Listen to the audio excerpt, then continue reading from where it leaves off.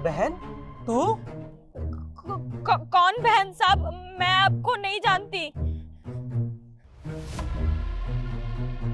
काजल, तू यहाँ मंदिर के बाहर बैठ के भीख मांग रही है? एक भिखारन रोहित की बहन?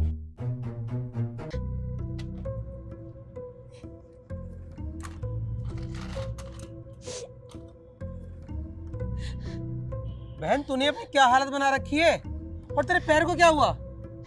भैया, आपको तो पता है ना कि मेरे मम्मी पापा नहीं है, और जिससे मेरी शादी हुई थी, हम दोनों एक दिन शॉपिंग के लिए जा रहे थे और रास्ते में हमारा एक्सीडेंट हो गया, जिसमें मैंने अपना एक पैर खो दिया। और उसके बाद मैं घर बैठ गई। मेरे पति ने सारा बिजनेस संभाल लिया और धीरे धीरे कब उसने धोखे से मेरी सारी प्रॉपर्टी अपने नाम कर ली, मुझे नहीं पता चला।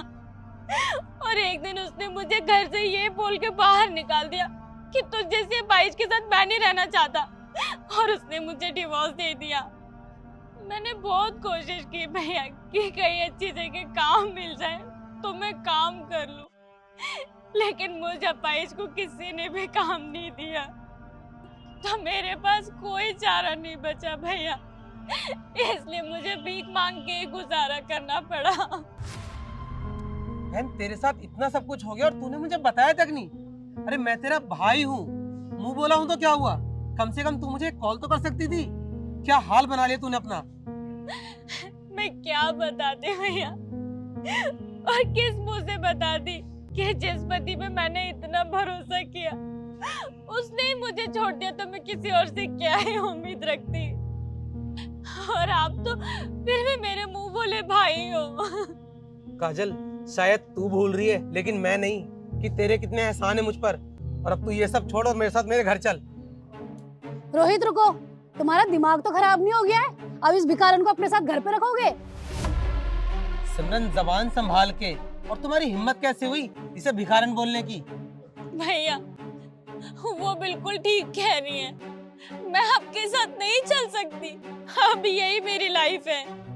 काजल बस, बहुत हुआ, बहुत कर ली तूने अपनी मनमानी। अब तू मेरे साथ मेरे घर पे रहेगी। चल। रोहित रुको। क्या हुआ? रोहित सुनो, मैं ना तुम्हारे साथ नहीं जाऊंगी। और क्या लगा रखा है जब से ये बहन बहन बहन? तुम्हारी बहन तो चंडीगढ़ में पढ़ती है ना, तो फिर ये कौन है? और तुम जिस मर्जी भिखारी को ले जाके अपने घर में रखोगे, और तुम्हें क्या लगता है मैं उस घर में रहूंगी? तुम जिसे बार बार भिखारन बोल रही हो ना, वो मेरी मुंह बोली बहन है।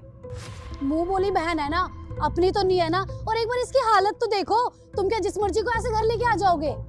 सिमरन, अगर तुम इसकी सच्चाई जान जाओगी ना, फिर इसके बारे में कुछ भी बोल नहीं पाओगी, क्योंकि मेरे पास आज जो भी कुछ है, गाड़ी बंगला धन दौलत, सब इसी की देन है। मैं तुम्हें बताता हूँ कैसे।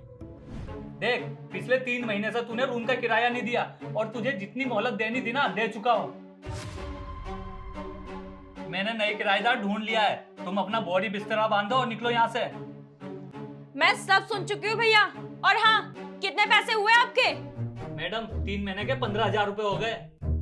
15,000 रुपए ना? 1 मिनट रुको।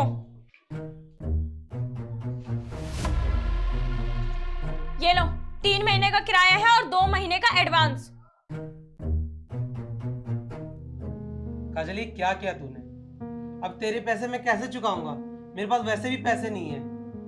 भैया, आप यहाँ पे अपनी पढ़ाई कंप्लीट करने आए हो ना, तो पढ़ाई पे ध्यान दो। और रही बात पैसे की, तो मैं आपसे मांग थोड़ी ना रही हूँ। जब आप काम करने लग जाओगे तो 4 गुना पैसे दे देना मुझे वापस। अच्छा ठीक है काजल, जैसा तू बोले। अच्छा चल, मैं तुझे अपने हाथों की गर्मा गर्म चाय पिलाता हूँ। ठीक है भैया।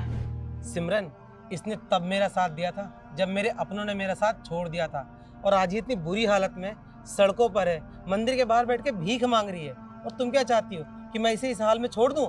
नहीं सिमरन, मैं इसे इस हाल में नहीं छोड़ सकता। मैं तुम्हें तो छोड़ सकता हूँ, और अगर तुम्हें मेरी बहन के साथ मेरे घर में नहीं रहना तो तुम जा सकती हो। हाँ, मुझे नहीं रहना इस भिखारन के साथ। पकड़ो इसे।